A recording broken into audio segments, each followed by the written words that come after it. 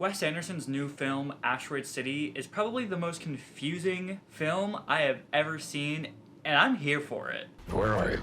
Asteroid City, Farm Route 6, mile 75.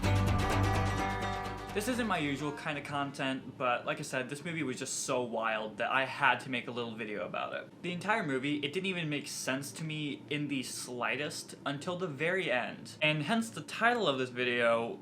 There's one key component that made it all make sense. The song played in the end credits of the movie ties in the entire film. But first, I just want to say that this video is going to contain spoilers, not major ones, because honestly the entire plot of Asteroid City it's all in the trailer. Like every last bit of Asteroid City is in the trailer. However, here's where the real spoiler is gonna come at you. Notice how I said the plot of Asteroid City is in the trailer for Asteroid City. It's a weird movie. So there's Asteroid City, but Asteroid City is actually a play that is being put on in the movie Asteroid City, which is where the name comes from. But the real plot that is not revealed to you at all in the trailer is it's actually following the actors playing in Asteroid City. I know, it's confusing. But a little synopsis of the play that's going on the entire time is we follow a man by the name of Augie Steenbeck who is with his kids, and he's driving, you know, going through the desert, and they wind up in a city called Asteroid City. It's actually quite a small town, but there's an event going on over an eclipse that happens once every, I think, like 57 years. And, you know, you'd think it's gonna be like a normal eclipse. It's not. Guess what shows up? An alien. That's right, folks. An alien shows up to the scene. It goes, oh, with the chip. Oh, it's going over.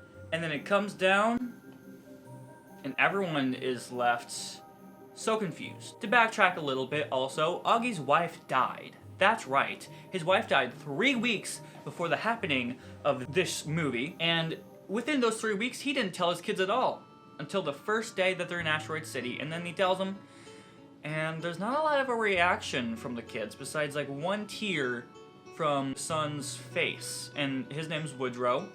And yeah, you know, he drops a little tear. He's a little sad, but other than that, it's like the weirdest reaction to finding out someone died on screen that I've ever seen. Like, kids were stone cold.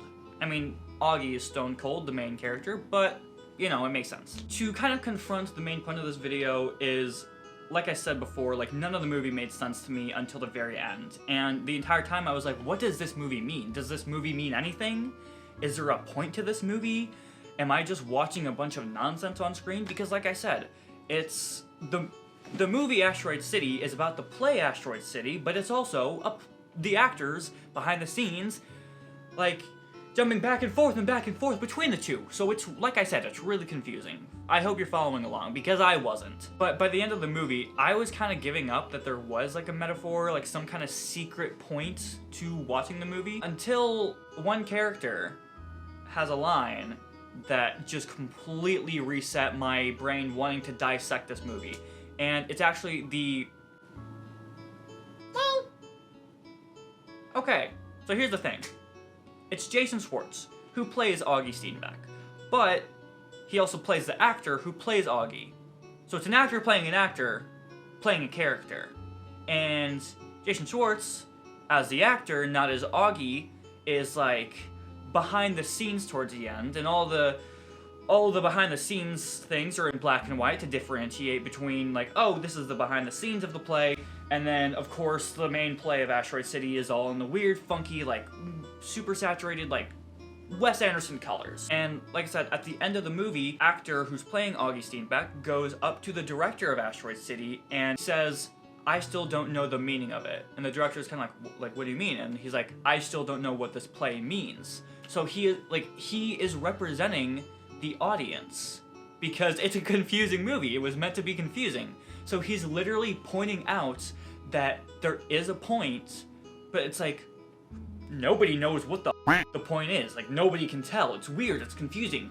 Which, like I said, that completely reset my brain. As soon as I heard that, I was like, I need to find out what the point of this movie is, but I have no idea. Until the end credits. But before the end credits, we do get a put it all back together kind of scene, because since the alien landed, everything was in lockdown in that town. Like, they weren't allowed to communicate with anyone outside of the town. They weren't allowed to leave. No one could come in, you know. But by the end of the movie, that containment is released and everyone is finally allowed to leave. Augie, like I said, his wife died and was considering abandoning his kids for a while.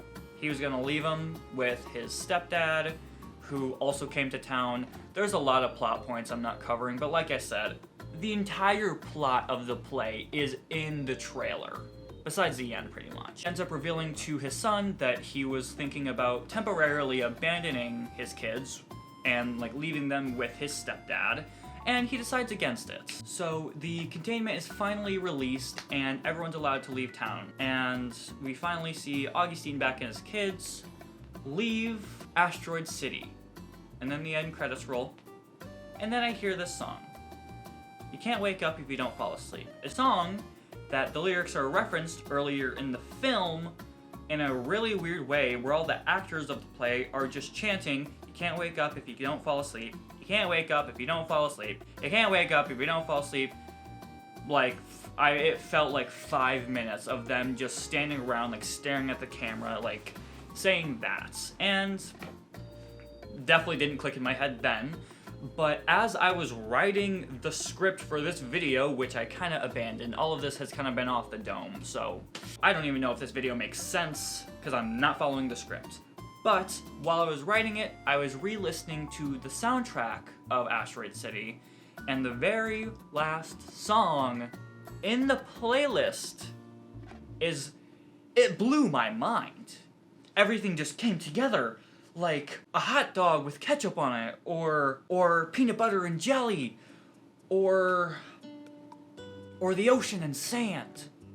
It all came together like that. And like I said, it's the song You Can't Wake Up If You Don't Fall Asleep. This made everything in the entire movie go from this big ball of a mess to a nice, neat ball. At least it made sense to me. This might not be even close to what the intended meaning of the movie is, but all media is kind of left to be interpreted to other people as soon as it comes out, so technically you kind of lose the intentional meaning because everyone takes their own meaning, but this is the meaning that I found from the movie because of the song You Can't Wake Up If You Don't Fall Asleep. The very song itself is what made everything make sense. You can't wake up if you don't fall asleep.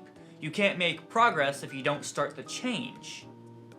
That is exactly what I think this movie means, because like I said, Augie in the beginning is this really like quiet character who like he was struggling to even tell his kids like anything. Like he didn't tell them their mom died for 3 weeks, and he was fully intending on abandoning his kids. Like that was his full plan, and he wanted to escape the reality that he was in. But by the end of the movie, he is like very honest with his kids about it. He's still pretty much a silent type. Like he's a very weird person. But after everything they went through, they finally were like making progress as a family, and even his stepdad, who was very honest with Augie that he did not like him, he still ended up saying, in my loneliness, I learned to give complete and unquestioning faith to the people I love. I don't know if that includes you, but it included my daughter and your 4 children. So by proxy, he's accepting Augie as a person and is like offering like for him and the kids to stay with him. And he's like going against what he was initially like saying in the beginning of like, I'll come get the kids, and he was gonna stay there. But he's like trying to be like, hey, like, I don't like you still, but let me help you. So to kind of like summarize what I mean by this with Augie is like, you can look at it in the way of by the beginning where he's closed off and wants to like separate himself from everyone, like with his kids and everything. That's him not falling asleep and not being able to wake up, not being able to progress because he's not making a change. He's like set, like, I'm not gonna tell them about what happened, blah, blah, blah, blah. But by the end, he finally falls asleep so that he can wake up and like be a dad, you know? like so he can actually be there for his kids. So I think at least that's the meaning you can get out of Augie's character and kind of analyzing him with that song. Like, I feel like if I took even more time to analyze this movie, I would be able to get like different songs maybe connecting to different characters, something like that. But at the very least, You Can't Wake Up If You Can't Fall Asleep, I feel like connects to Augie because he finally makes that change to progress as a person between, like, with himself and with his kids. Maybe this is a stretch. However, there's one last piece that kind of really makes me think, like, this has to be at least, like, I'm not just grasping at nothing, I feel like. In one of the scenes where the actors are, like, with the director, they're kind of like trying to like warm up and like learn everything with the play. The director literally says, I want a scene where everyone falls asleep. And it's such a key tie to You Can't Wake Up If You Don't Fall Asleep. He wants all the characters to be asleep. He wants them to fall asleep so that they can wake up. So I don't know.